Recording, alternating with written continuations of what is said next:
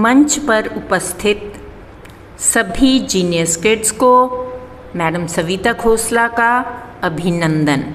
आज हम उषा पाठ के संक्षिप्त प्रश्नोत्तर तथा बहुविकल्पीय प्रश्नोत्तर करेंगे। उषा कविता के कवि कौन हैं? उत्तर शमशेर बहादुर सिंह जी। कौन स्वयं को उर्दू और हिंदी का दोआब कहा करते थे? उत्तर शमशेर बहादुर सिंह। नई कविता के कवि कौन माने जाते हैं? शमशेर बहादुर सिंह। कवियों के कवि किसे कहा जाता है? शमशेर बहादुर सिंह जी को। उषा कविता की विशेषता क्या है?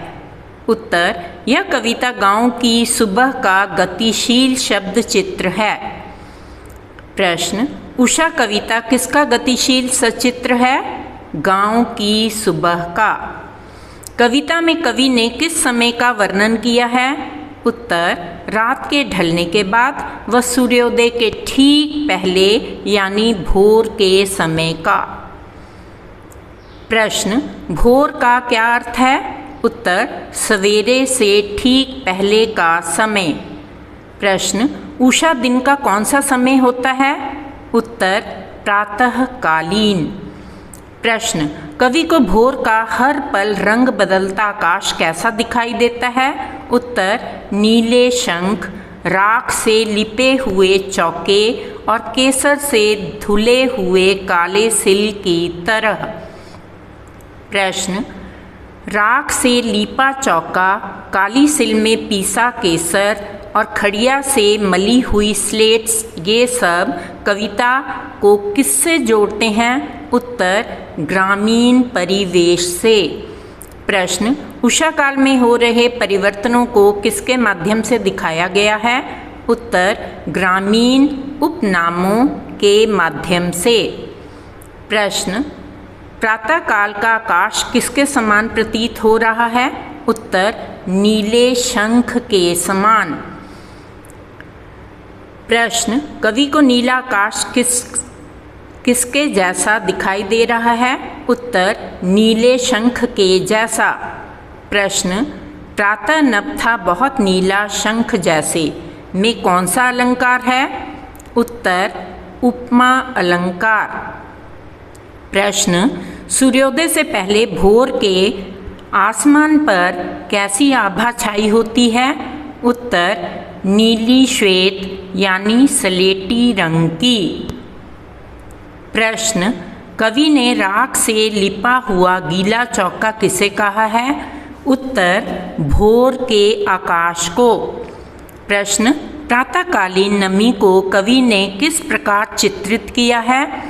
उत्तर राख से लिपे चौके के रूप में। प्रश्न अभी गीला पड़ा है से कवि का क्या तात्पर्य है? उत्तर सूर्योदय से पूर्व आकाश में फैली नमी। प्रश्न राख से लिपा हुआ चौका पंक्ति में कविता में किस भाव को प्रदर्शित करती है? उत्तर पवित्रता के भाव को प्रदर्शित करती है। प्रश्न उषा कविता में राख से लिपा हुआ क्या बताया गया है?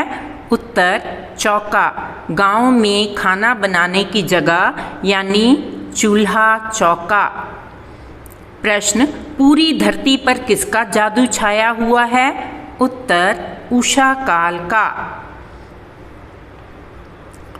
उषा का जादू किसके उदय होने से खत्म हो जाता है? उत्तर सूर्य के। काली सिल किसे कहा गया है? उत्तर प्रातःकालीन आकाश को।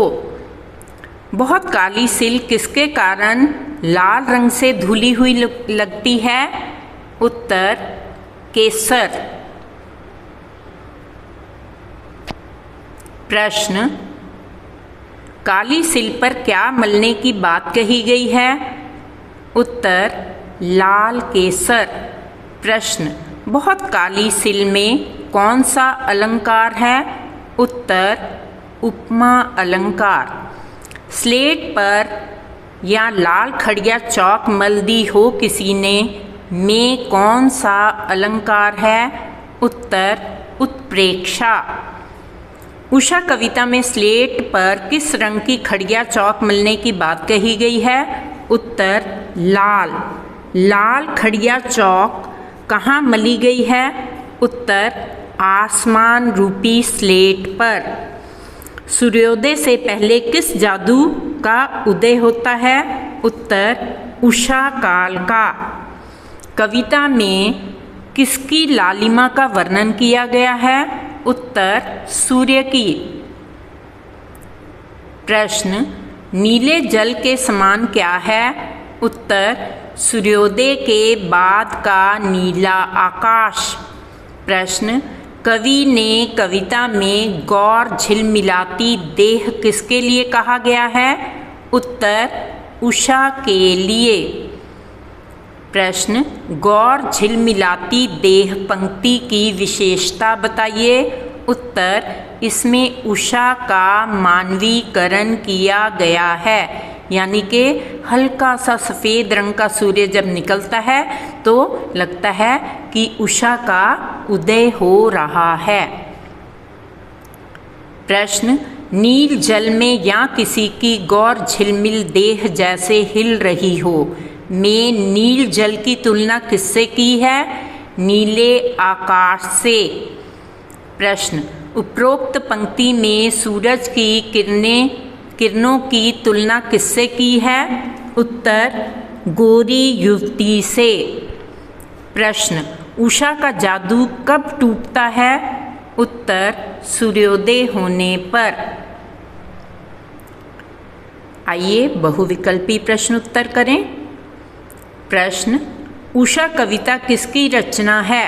उत्तर शमशेर बहादुर सिंह जी की। उषा दिन का कौन सा समय होता है?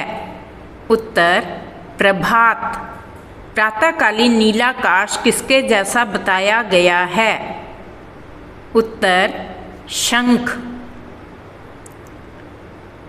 कवि ने राख से लिपा हुआ गीला चौका किसे कहा है? उत्तर भोर के नभ को। लाल केसर से धुली हुई काली सिल क्या है? उत्तर आकाश। उषा का जादू किसके उदय होने पर अथवा किससे टूटता है? सूर्य से। राख से लिपा हुआ चौका किस भाव को व्यक्त करता है?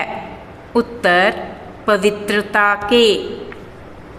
बहुत नीला राख जैसे में अलंकार है? उत्तर उपमा। लाल खड़िया चौक मल दी हो किसी ने स्लेट पर में स्लेट क्या है? उत्तर आकाश।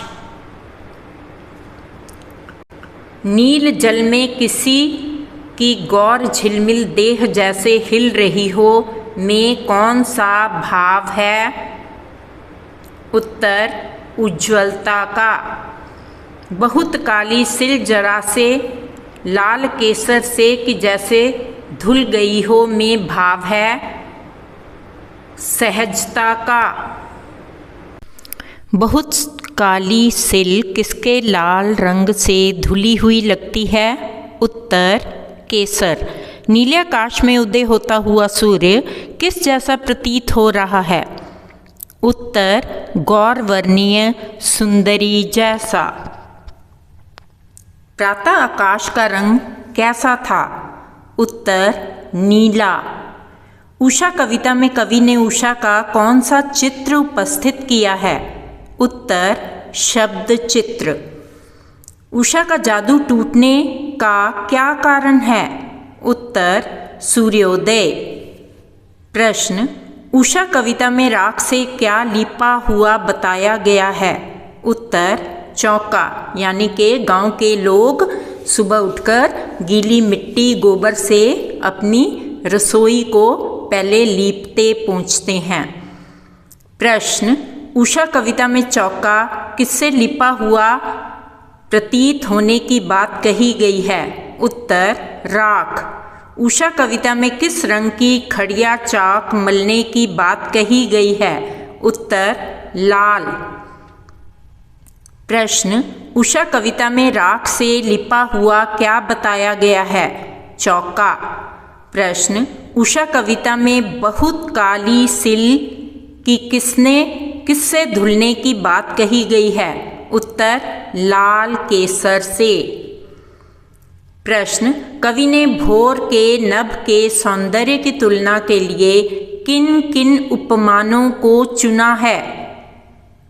उपरुक्त सभी यानी ऊपर कही गई सारी बातें, नीली आभा से युक्त शंख, राख से लीपा चौका, काली सिल पर केसर का मलना, ये सारी बातें सही है, इसलिए उत्तर है उपरुक्त सभी।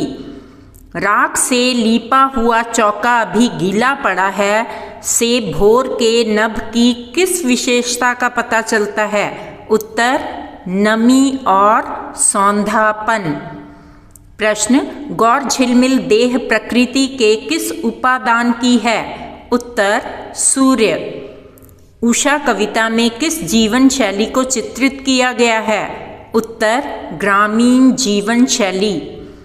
प्रश्न, भोर के नभ का सौंदर्य कब विनष्ट हो जाता है यानी कि खत्म हो जाता है? उत्तर सूर्योदय के बाद। सारी कविता सूर्योदय के पहले की ही चर्चा करती है।